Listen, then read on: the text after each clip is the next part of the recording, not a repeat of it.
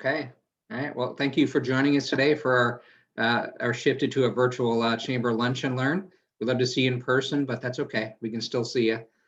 So our speaker today with Now Marketing, Jessica Phillips. So I'll read. There's so much to read about her, but I'll read a little bit about her. I've attended her. I think I attended her social media event in Lima about 3 or 4 years ago. There's one upcoming that she'll tell you a little bit more about as well. But she was selected as one of the top 12 global rising stars on social media to watch in women-owned businesses. This is 2018. And then her group, Now Marketing Group, works with more than 200 clients across the United States and beyond, choosing to serve and not sell. So we can go a little further in, but I'm just going to kick it right over to her and welcome her and thank her for joining us today and being our presentation.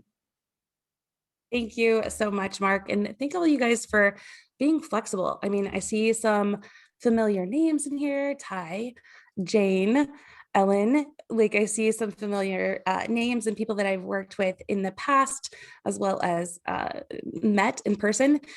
And the decision to make this virtual was really about just offering the best experience possible. One, that we will be able to share this recording with everyone, but also you'll be able to see it because Frickers have really great food, but not really set up for the place that we'll be sharing this presentation.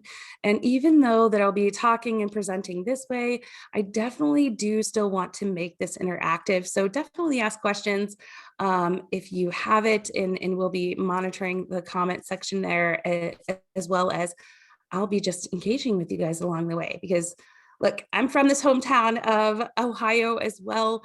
And even though some of us have met before, some of us have not, I really want to break down how really that we can stand out in our communities, no matter what brand that you are, because my personal mission is to help inspire others to love more, give more, and be more through the art of authentic relating. And being from Lima, Ohio, super small town, to me, you guys know all about the small towns. With some of the clients I work with, they're like, oh, I thought it was like Lima, Peru, or hosting Social Media Week Lima. They think it's in Peru because of hosting something like that in our community. And with our agency that I've been fortunate enough to work with NASA and run their social media, Forbes recognized agency partner, featured on Inc., and all the things that are just good affirmations of things that we've been able to do. But truly at the heart of it, it's really just about being good and passionate about what we do. So love to connect with anyone that I have not met before, because all of us really are on this level playing field when we think about it. We all went through this year together, 2020. Don't want to bring it back up, especially as we're opening back up to the world, but all of us experienced the same pain and the same struggle to find toilet paper. I mean, if we're honest, like all of us were rushing, and we were all on this level playing field, working from home with our kids, if we had kids at home, or our dog interrupting our meetings, kind of meeting like this on Zoom for many of our meetings. And it really put us on this level playing field. And as businesses, though, it did this big shift. It really was the shift of how are we showing up? How can we amplify our message, make sure that we're still doing business and that we're still keeping that business coming back to us?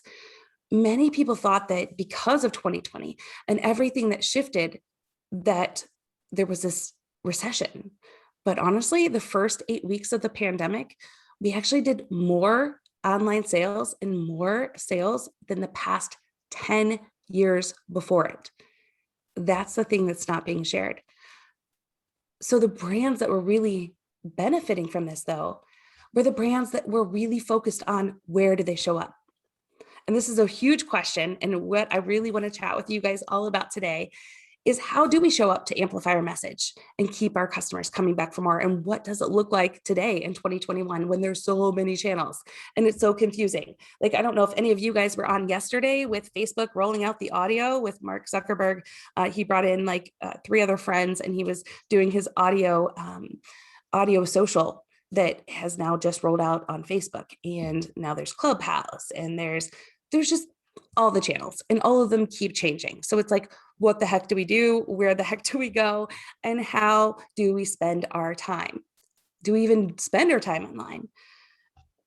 The answer is one, yes, you do want to show up online. You do want to make sure that you're present, but it's all about how we show up online, because 90% of all buying decisions do start online right now. They're starting with this search of, where do I find? What can I, get? Where can I get this item? Who offers X, right? And they're starting this buying decision online. And the benefit to this, especially when there was 2020 happening, is that we all have the opportunity to show up there. But that's also the downside. We all have the opportunity to show up there. And it doesn't matter what niche of a business that you are. If you don't stand out in a way that is really unique to you, you're amongst this sea of sameness. And why is somebody going to choose you over someone else that says that they're going to do the same exact thing for someone that's looking for that solution, or that, person, brand to help solve their problem? Especially when we're thinking about where do we show up, and we know that all the buying decisions, 90% of them are starting online. We're starting to look at our analytics now and say, okay, where's this traffic coming from? Where do we show up? And where are our clients coming from? The challenging part with this now is, even with our analytics, because of this shift in social, and talking about Mark Zuckerberg and launching audio, he actually said in 2019, the future of social is private niche communities.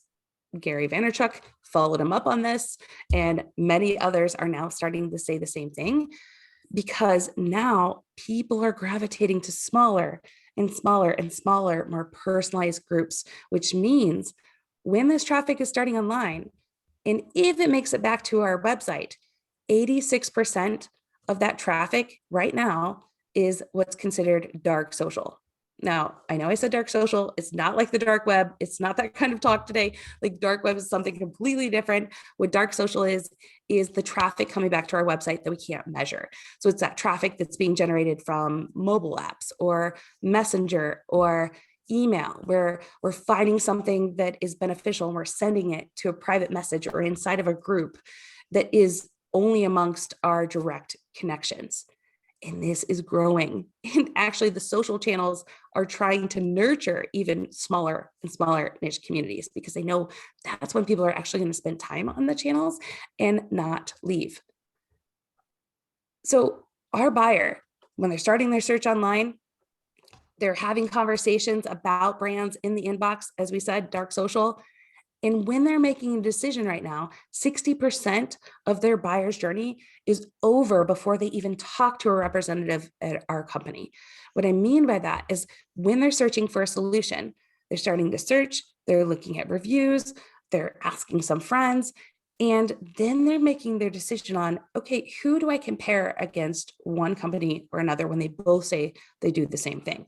And I promise this whole presentation is not slides or not stats, the whole thing. This is the last stat, but I really want this to stick, because this is the shift and this is what's happening. And this is what we should really, truly focus on, is that during this buyer's journey, and when people are comparing one brand over another and they're looking at the different options, they're comparing it on the number one reason why they're going to choose one brand over another, which is all based on experience.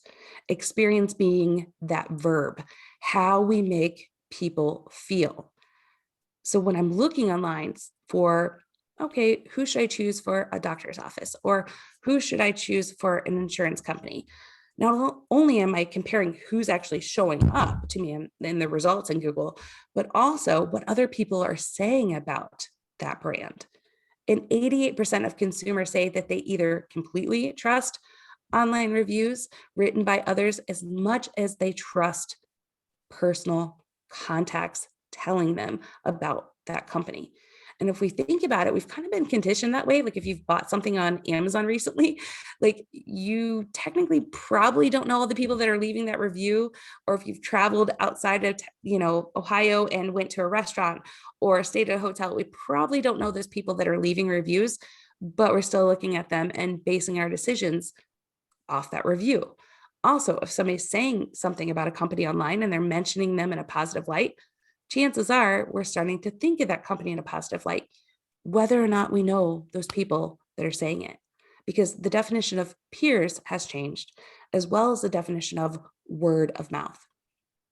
Word of mouth, hands down, is the number one best generator of business. Word of mouth. I think we can all agree on that. Like, we love it when somebody actually has a referral into us. But the challenging part now is that it shifted from word of mouth to world of mouth.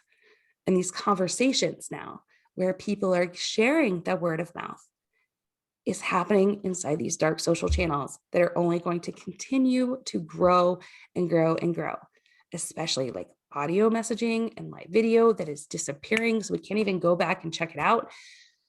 So where we need to focus our efforts as brands is what's being said about us inside of those inboxes. How can we build relationships with our customers, with our community, with everyone, to make sure that they're sharing good things? Because it's really not about what we do, but it's about how we do it that's going to make the difference. If two people offer insurance, it's not like they can do a buy one, get one free, right? Like, and you don't want to be in that game anyway, but you're going to choose one over another based on how they do it, how they're showing up, who are you more connected with? Who can you resonate more with? And this should be for every brand that's out there, thinking it's not what we do, but it's how we do it. How are we showing up and making people feel? So when they are talking about us, they're sharing insights in a positive light, or they're inviting us at least into the conversation. This is that shift. So if you get nothing else out of what I'm talking about today, this is the one slide to really think about. It's not about what we do, but it's about how we do it, which I get it. It changes everything that we thought about the sales funnel, because the sales funnel says, all right, you got to market your message out there. You got to broadcast it out like a bullhorn, and you got to get people, leads in at this top of this funnel. You got to convert them to marketing qualified leads and sales qualified leads, then customers, and you got to keep dumping these sales in. And that's what marketing and advertising is. But it's not anymore, right? Because we just said, and it's proven now, that our best generator of business is based on people evaluating if we're going to offer a better experience than our competitor. That's what they're basing it on. And this is not just me saying that. If you want to look up the study that was done by Walker, it's called Customers 2020. And into it, Amazon, Coca-Cola, they all spent buku dollars paying to find out customer and consumer behavior and the shift that they've seen happening. This shift was starting to take place over 6 years ago when the study was done. And funny enough, they called it Customers 2020 because 2020 was the year they said that all of these shifts were going to start taking place. And it wasn't just about like what we went through in the pandemic. It was just about us having smartphones at our fingertips, and we have access to information as consumers and compare so many brands in real time very quickly and find out who we want to work with. We can ask so many people and find out who is going to be the best solution to work with. So the sales funnel, where it says you're going to dump all these leads in, you got to broadcast, bullhorn your message out and turn them into customers, and then you just have to keep going and going and going, is not accurate anymore, because our customers, the people that we've won, are our best generator of new business. So if we want to grow our business, it looks more like a flywheel today than a funnel when we think about marketing and sales. The flywheel meaning starting from the inside out. How can we out-care the competition in order to generate business? Starting from the inside out, if we can get our core right, our core meaning our brand personality that's going to show how we treat people, that experience verb, how we make them feel, and draw in like a magnet, the right people, not just anyone, but draw in a magnet to the right people sticking with us, our clients, turning them to advocates for us, our team members turning into evangelists for us, our community members turning into collaborators with us. If we can generate that and keep that momentum going, getting them to stick with us and be loyal to our brand, then we can have this momentum growth where our brand is just growing outward. And we can focus in on, just like I said, out pairing the competition, which we're going to break down what C.A.R.E means. I'm a huge fan of acronyms, C.A.R.E being one of them, which stands for how do we capture attention, articulate our message, relationships for repeat and referral business, and exceptional experiences. this is that shift in how we can apply these changes happening today, where it doesn't matter about what platform we're on, what tool we use, anything like that. It's truly about how we're showing up and how do we care for our customers. Again, turning our followers on our page to real fans, because I promise you there's a difference. And honestly, I want to ask everyone here, let me see if I can see the chat. Anyone switched to the new Facebook layout yet? Let me see if I can see all of your faces. Has anyone switched to the new Facebook layout yet, where your like is gone away from your business page? No, I don't see any I hands. haven't done that yet. Not yet? No. It's coming, probably in the next couple of weeks, which the like button is going to go away from your page. What it's going to say is follow only. Only people can follow the page. And then they choose how often that they want to get updates for your page. It's called Facebook page experience. So your profile photo, by the way, is going to go in the middle. They're not going to have video backgrounds, which I think is silly. There's a lot of things that are changing on the Facebook business pages, as well as Instagram. They've already started hiding some of the likes, all those things. But in short, what they're focusing on in order to show up in the news feed on all the social channels are brands that are actually getting conversation started. They're actually having fans, not just followers, fans being the people that are sharing your content out, willing to have a conversation, willing to comment, willing to engage, not just like. So if you focus on how do we show up in order to build relationships to generate that kind of shift? How do we show up in order to take our people that are clients, patients, customers, whatever you call them in your industry, and turn them into advocates for us, the people that are willing to stand up for us, willing to recommend us, willing to continue doing business with us, even in a year like 2020.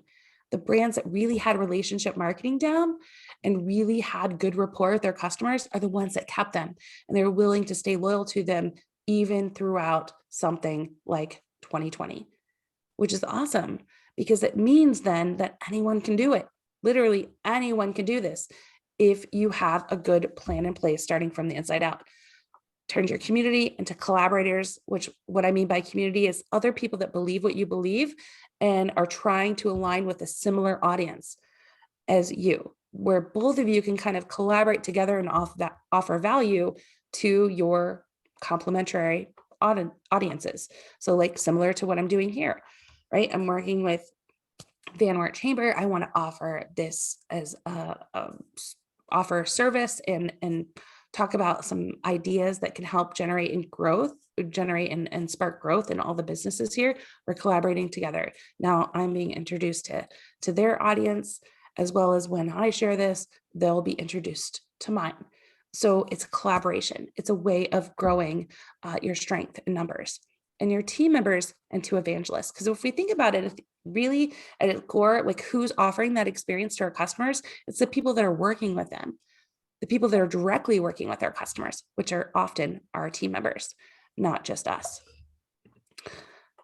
So where does this play then if we think about any brand? So I'm going to give you like the most basic example where you could see this idea not being true, right? So I'm going to talk about a brand called 50 Strong, where they sell water bottles. And what I mean by not being like, if you think, oh, that's good, and it sounds good for some service-based companies or what have you, but not for my brand, because I could sell to anyone. And I'm not trying to just, drill in on a specific group. Because when I talk to customers, when they come in to our brand, typically we go through this discovery questionnaire with them. And one of the first questions we ask them is, what makes you unique and who are you trying to target? And 99.9% of the time they say, anyone that wants to buy from me. That's who I want to target, anyone that will buy from me. And often that's kind of the overarching message of marketing is like, you want to spread your message out as far as it can go. But in all reality, if instead of us going wide, if we went deep and really just try to root ourselves in the right people, we could actually go further. And I'm going to share an example of that with a brand, 50 Strong, which they're selling water bottles where you'd think that could be offered to anyone. We all need water to survive, right? Like anyone could use a water bottle. So why would we get specific on who we want to serve and how we show up? Won't we be leaving money on the table?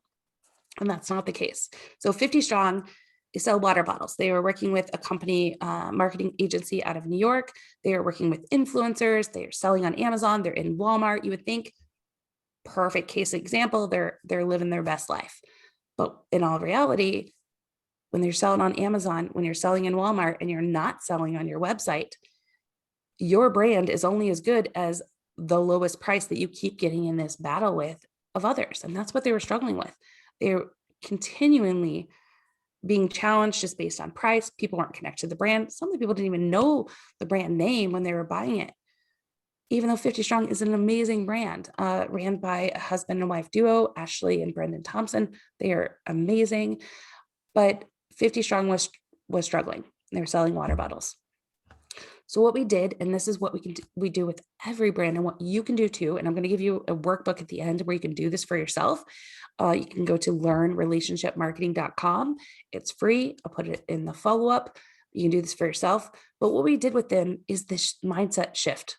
Like I said, not just focusing on what we do, but how we do it. How are we showing up? How are we making people feel? Because that's the experience factor. And that's the number one deciding factor over whether they choose to work with us or someone else. So how do we make them feel something? How do we connect our brand in a meaningful way? So what we did with 50 Strong is strip away the product, right? We found out, what do you believe? Like, what gets you excited to go to work? And it wasn't just Brendan and Ashley, they were asking this too. We're asking the team, like, who is 50 Strong at the end of the day? Like, what is that personality? What is your brand manifesto? And if you've not heard brand manifesto before, awesome Google search. You can find a ton of them out there. But brand manifestos are a lot different than like a tagline or a mission statement, because brand manifestos is that one thing that actually includes your customer in that statement. Mission statements and taglines, a lot of them are pretty generic and fluff. It's like, we're here to serve our customers, where you could put that under any brand and it would all like blend in. But a brand manifesto is that declaration of who you are, what you're here to do, and why you're here to do it. Like Simon Sinek talks about, like the start with why, which is also awesome. But a manifesto is like that step further. So I want to read you a manifesto if you've not heard this before, so you can see what I mean of how it brings to life this personality. And again, if you go to learnrelationshipmarketing.com when we're done, there's tons of other examples like Levi's, Whole Foods, Dove. There's so many amazing brands that are doing this, and they get it. They start from the inside out. So, and it'll walk you through creating a brand manifesto. But let me read one that hopefully everyone knows this brand and what their brand manifesto is. So here's to the crazy ones, the misfits, the rebels, the troublemakers, the round pegs in the square holes, the ones who see things differently. They're not fond of rules and they have no respect for the status quo. You can quote them, disagree with them, glorify or vilify them, but the only thing you can't do is ignore them, because they change things. They push the human race forward. And while some may see them as the crazy ones, we see genius, because the people who are crazy enough to think they can change the world are the ones who do. This statement talks about their customers and gives this vibe, energy of what they're here to do. Nowhere in here does it talk about computers or phones or anything. It just says, here's who we're creating for. Here's what we're here to do. And if you compare any marketing message that they've created, it's not like they're broadcasting this out there, but if you compare any marketing message that they put out, the same tone belongs with this. It belongs. It feels the same way. It's written for the same people. So that's why there's these people getting tattoos of Apple, on them. Right? Like, not that I suggest that, but it's creating this brand personality that their specific people can relate to. So that's what we did for 50 Strong. We created a brand manifesto. And actually, instead of me reading it, I'm going to play one for you, or play their manifesto for you, and let you see how this can be done in even a water bottle company.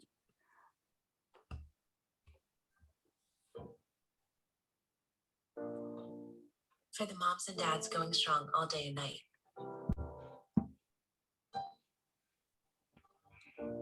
For the entrepreneurs doing the hard work to make their dreams a reality.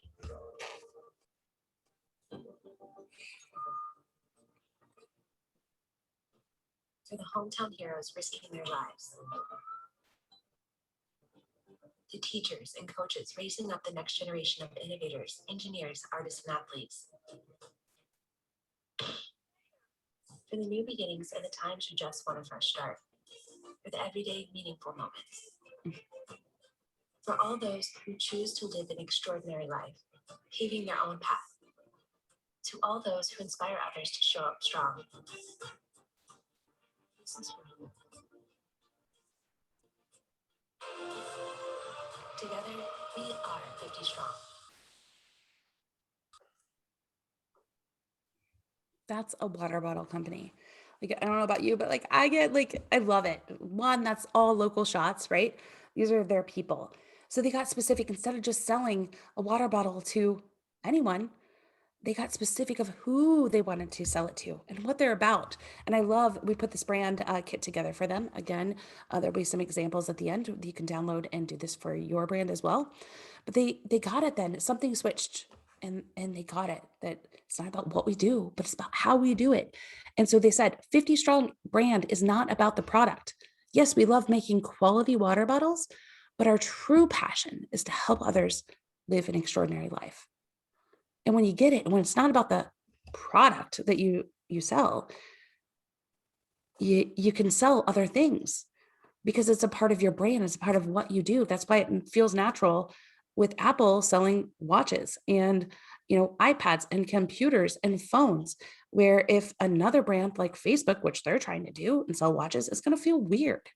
Like it doesn't feel like them because Facebook has made it all about the product, right? Like that's the difference.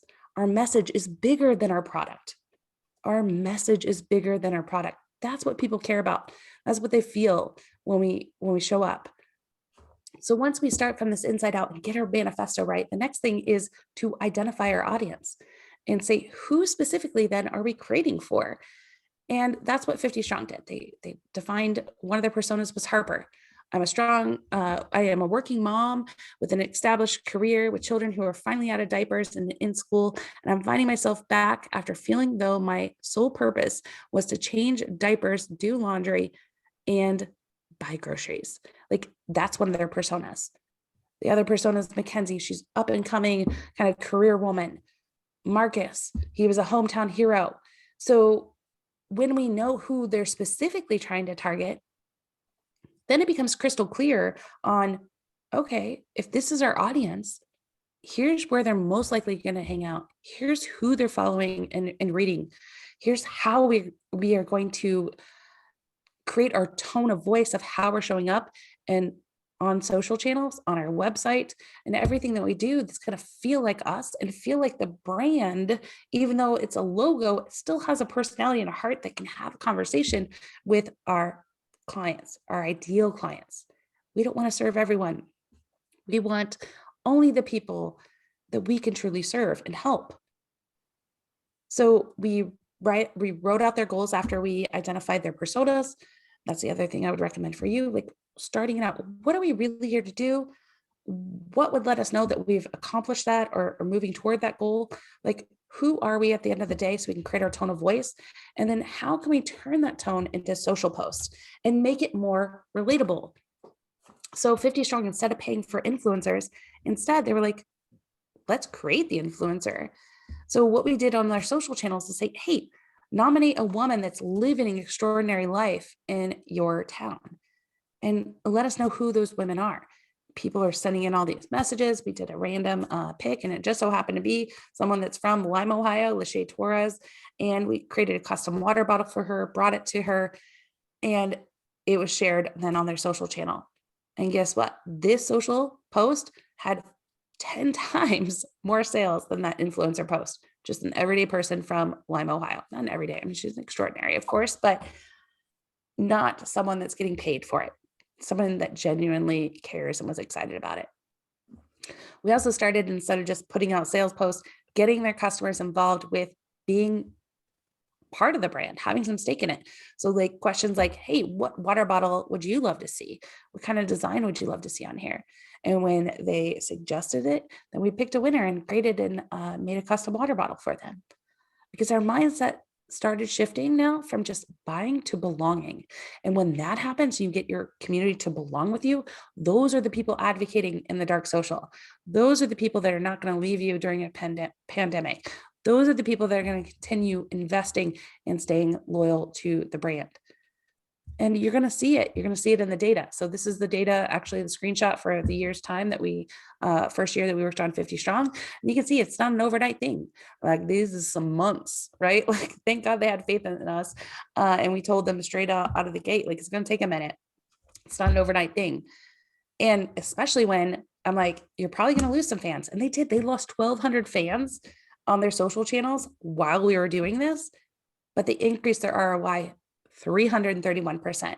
And the reason why I lost fans, now, of course, they're way over where they were before, but the reason why I lost fans is because they were having the wrong people on their page that did not care about what they were talking about. They were just on their channel because people were buying like for promoting for Facebook likes. Like, likes don't do anything. It could hurt you actually at the end of the day, especially if people are on your page that have liked the page or followed the page now in the future and they're not commenting. Like, that goes against you. So it's better if we only focus on the ideal audience and stop counting likes and just count the conversations that are happening and how people are engaging with you. Because when you're looking at social, like if you really truly listen, you can find out what your community wants, especially when you identify your ideal audience and your manifesto. That becomes your tone of voice into which how you can show up and truly capture attention. When you know your audience, you know your tone in your manifesto, and you start from that inside out to focus on not just who we are as an organization, as a brand, I should say, who we're hiring, like making sure they align, who we're allowing in as customers and clients, making sure they align as much as you can. I know some of you are in like healthcare. It's not like you can turn somebody away, right? I get that, but you can choose who you're hiring because you want to think if they're having conversations in the inbox, what kind of conversation are they having about us? So now when we show up on social media and we think, what do we even share? What do we post? And I told you I'm a fan of acronyms. We can say, we need to make it personalized. We need to make it open-ended so people can reply back and be part of this conversation. We can make it style like branded to us and make it feel like us where people can recognize it, and timely of what's actually happening today. Real people doing real things in real time, or at least be sensitive to what's going on around us. Like during the pandemic, like it was not appropriate really to try to sell a bunch of stuff to people that weren't feeling it at the time, essentially.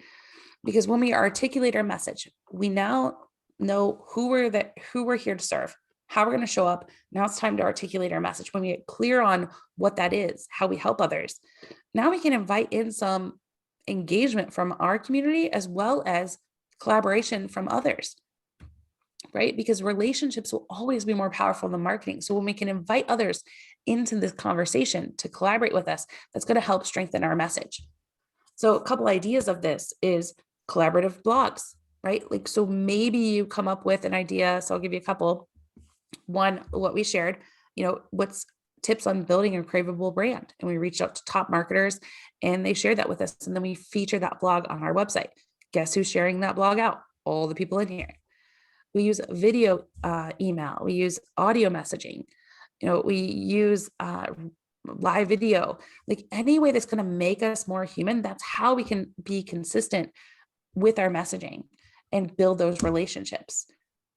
How can we personalize the process and create less friction for our customers, more intimate experiences, more personalized experiences?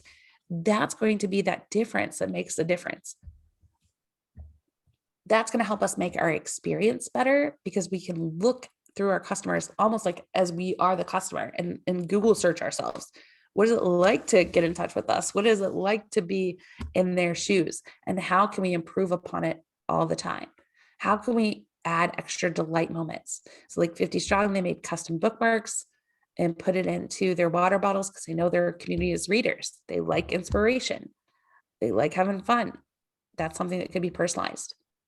I send video, email, like I said, replies back to customers after we talk, or potential customers, personalizing the approach. This creates a better experience overall. Because if we can delight, deliver, and do it again, it doesn't matter what platform we're on, because they're continually going to change, but we can show up where our clients, our ideal clients, are showing up, and we can focus on just serving and out caring the competition, to where then those people become our marketing army. Those people are talking good about us in the inbox. Those people are going to grow our momentum over time and grow our leads. Because if people love working with us, they're going to insist that their friends and their family do business with us too. So I want to make sure that I offer up, again, that learnrelationshipmarketing.com. Also, Ohio Means Jobs, Allen County, they offer a free social resource. I can share that group with you guys, where not only do you get this workbook that I'm providing, but also some videos that will help you with social media. And we do have a social media week conference coming up, to where that's August 11th and 12th, to where it will be even more of these talks on the theme is unfiltered. What is it going to look like now in 2021, when audio is becoming the new thing, when stories are becoming the new thing? How do brands even stand out? So we're going to have 2 days, August 11th and 12th, where Facebook, Google, some really heavy hitters are coming to Lime, Ohio. We actually host the largest conference in the Midwest for social media. And this event, Van Wert is going to get a special offer just for their members. And we'll be sending that link out. You can find out more about the event, though, at sociallima.com. And I would love to invite all of you there and continue this conversation on how to amplify your message and keep your customers coming back again and again this year and every year moving forward. So I do want to open it up for questions, though. I know that was a lot in a short amount of time, but yeah, any questions so far? So I'll kind of start off, because we always think about, at the chamber, telling our story, and kind of, are we doing, you can ask survey and survey and survey. I mean, it is good to get feedback and things like that, but it's trying to constantly think about, we can't do it all. What are we good at, and how can we get people to, I think they like coming to our events and like participating, but how can they advocate for you, like you're saying? Because that's worth more almost than us saying it over and over again. It's when they hear it from somebody else. It's almost like the, when you talked about the ratings people leave, when you're purchasing something, I look at those on a product. So, our group, we think about that. Yeah. Absolutely. I would say feature them too, like if you, the more that you can feature your team, like give some insight, and feature your community, like on your social channels, and shine the light on them, like it only helps deepen that relationship, as well as serves the overall like community that you're presenting to. So I would say do that. Also just, continue to have conversations of what your community needs and what's beneficial to them, like what would be helpful, and really listen, and then find out a way of getting involved with others to deliver that. But I think you guys do a good job of that, but yeah, just continue that. You hear that, Madison? We're going to feature you more.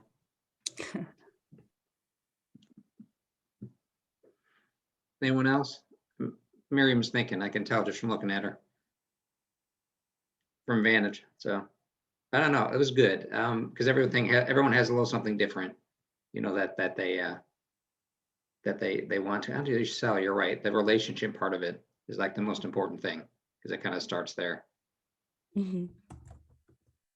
Yeah, I'm going to put the link here on the learnrelationshipmarketing.com. Like I said, there's the workbook if you are interested. It's nothing, no strings attached. And it has not only the workbook, but also it invites you to some videos of other brands. So bigger brands, to smaller brands, as well as business to business, business to consumer, to where you'll have access to see how they've pivoted and used relationship marketing to truly grow organic, sustainable, long-term growth. That's the key too, right? Like instead of just buying, and using ads, but organic, sustainable growth.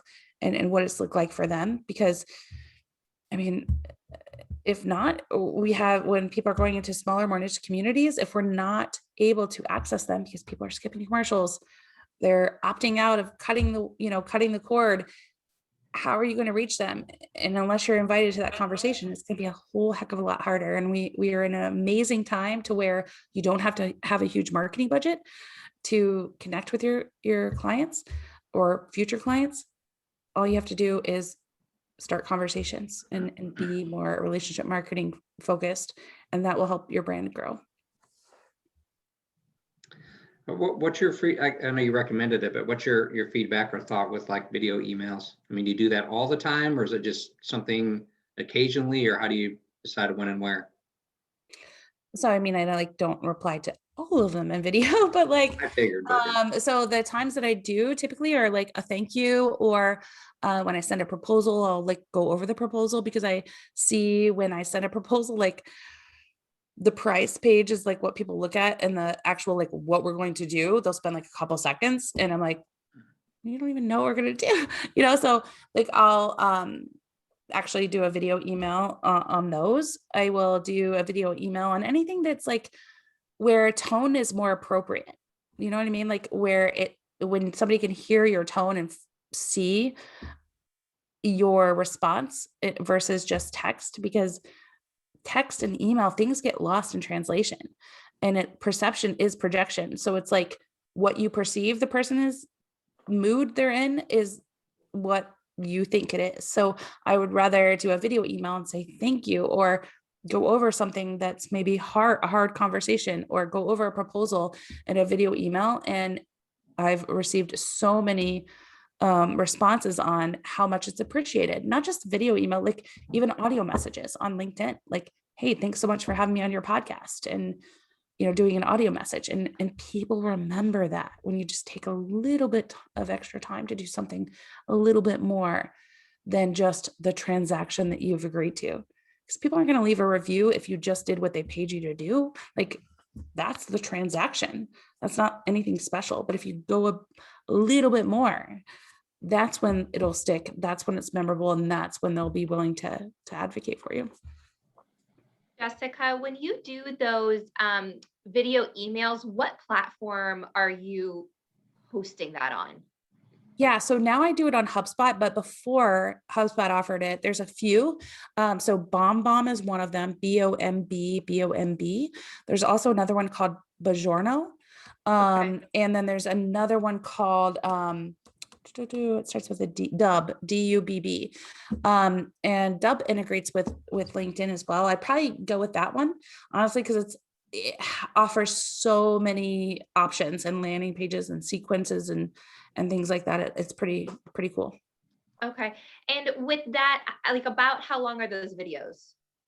It just depends on what I'm sending it on. I try not to be super long. It just depends on what I'm sending. So if I'm just sending a thank you, it could be like 45 seconds. If I'm doing a proposal review, it could be 2.5 minutes. It just depends. Okay. And with that, I'm assuming it's like a pretty low production thing, that it's just you talking and your authentic self coming through, and that's it. Is that right? Yeah, that's what you want. Yep. The more personal you can be, the better. I mean, you don't want it to be like garbage either, like, outside, or it's like a lot of noise, but you don't want it to feel highly produced, right? Like you want it to feel authentic. It's just like if you're getting a card in the mail, you're not going to want somebody's name typed up and their message to you all typed up all fancy. You want their handwriting, like you want them in it. And that's the personal thing that's going to make it feel personal. Mm-hmm. Yeah, that's helpful. Thank you. No problem.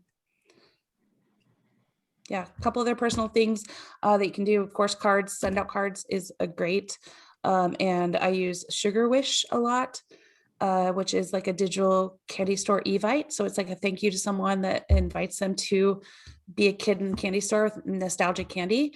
And it gets sent to them in a box that's like personalized to them. It's really cool. So not only do they get the personalized email, then they get to take that experience, pick out their candy, and then have it delivered to them and then eat it you hit on every single one of their senses in that aspect. When you do that and you talk about something that's going to be memorable and sticks around, you hit on every sense with that. So Sugar Wish is a great one as well. That sounds great. That's awesome. Any other questions? I'm sorry, we covered a lot. I know Jessica covered a lot of stuff on that presentation, so. I'll ask a question. Can I Yeah, ask sure. a question? So one of the things that we are dealing with at the hospital, and I would suspect that other industries are dealing with this as well, is it just seems like there's this trend of people leaving social media. And how do you deal with that and prepare for it? Yeah, they're not leaving, they're changing. Okay. So they're definitely swapping platforms, but they're not completely leaving. And definitely there was a lot of people that left Facebook and Twitter and everything around the election time, political, personal, reasons for sure. I mean, honestly, if I'm honest, if I didn't have to be there, I probably would have for a minute too, just out of, whatever, I'm not going to go down that path. But anyway, people are leaving, but they're going to something else. So they still are connected in some way. And that's why you don't want to build your house on borrowed land, because things are going to shift, right? Like things are going to change. So like I said, it's not about the tool, it's about the technique. It's about where you're showing up and how you're showing up. So it doesn't matter if you're on Clubhouse right now with all the audio, and then Twitter just rolls out Twitter Spaces, and then Facebook's now rolling out their audio. It doesn't matter, right? Like you show up where your audience shows up, but the point of it is that you're not putting all your eggs in that social platform basket, right? You have the utilities on your website, you have your policies and your approach on your website in your in-person experience. Those things are just enhancements of that. So how you're showing up starting from the inside out is what you're doing, and those tools are just extensions of it. So you're not putting everything in there. Hopefully that answers your question. Mm-hmm. But yeah, we had clients leave and change platforms, and they were using different ones instead of Facebook and Twitter and some of the ones that they just weren't supporting at the time.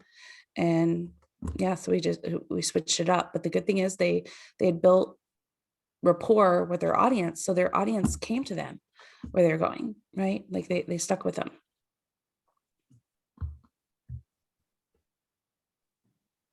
Yeah, that would seem, I mean, because I don't know, I guess Framework Health is selling a service, but it is open to like everybody.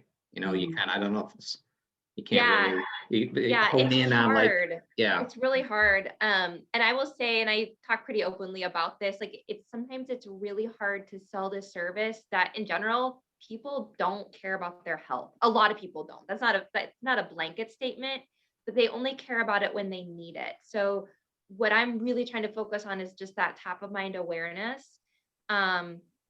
Yeah, it's hard. It's changing with the next generation. Yeah, it's now outnumbered, the baby boomers. And I think the best thing you guys could do is culture, right? Like shine the light on the culture and the what you're doing, and like celebration of what you care about. And I think you guys, people love that. People are gravitating honestly to smaller brands, smaller, more intimate experiences, no matter what it is. Healthcare, right? But they also want, though, the speed, ease of use, and accessibility. That's kind of a deal breaker. So if you can have the tools in place that are going to make things easy for someone, as well as that culture and that like personalization, hands down, people are going to come to you a lot more. It's just, you have to have that blend of new age and personalization blend, and people will come to you. And just shine the light on your experience, because that's your advantage. That's what wins. And that's what people care about. Like it's Pew PEW research, like they show like what people are choosing, one brand or another, experience being one of them, that they break it down even further. And they say like the people that are doing good, social good, right? Like, as well as just who seems like good people to work with, right? Where they're not going to get lost in the shuffle. They want to be able to do everything on, people want to be able to do everything on their own until they don't. So it's like they want that, you know, my chart kind of access until something's broken, and I want to be able to call someone now. I don't want to be put on hold forever. I want the best of both worlds is this generation. They want the personalization and the access. So brands like Van Wert Health and you know, organizations where you have a little bit of control over that, you have a huge advantage right now over someone else that's a larger organization. Mhm. Yeah, and that has more red tape and that kind of thing. Okay. Oh. All right. Great. Thank you. Any other questions before we move along? We'll thank Jessica for being available today. It was great insight.